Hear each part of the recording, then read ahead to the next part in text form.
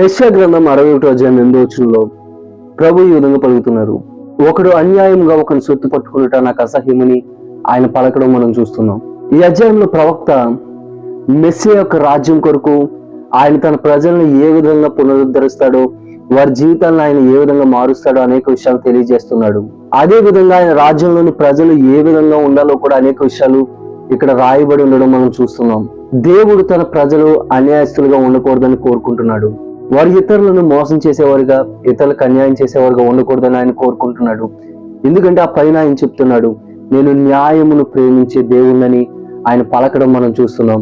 అదే విధంగా ఆయన ప్రతి వారికి వారి క్రియాఫలాన్ని ఇస్తానని కూడా మాట్లాడుతున్నాడు. ఈరోజు దేవుడు మనం ఇతరుల పట్ల న్యాయంగా వ్యవహరించాలని కోరుకుంటున్నాడు. ఎందుకంటే ఆయన న్యాయవంతుడు. ఎప్పుడైతే మనం న్యాయంగా ఉంటామో దాన్ని బట్టి ఆయన మనకు ప్రతిఫలాన్ని ఇస్తాడు. కాబట్టి మనం న్యాయంగా ఉందాం, ఆయన నుంచి మనం ప్రతిఫలాన్ని పొందుకుందాం. అటువంటి కృప దేవుడు మనందరికీ దయచేయును గాక. ఆమేన్.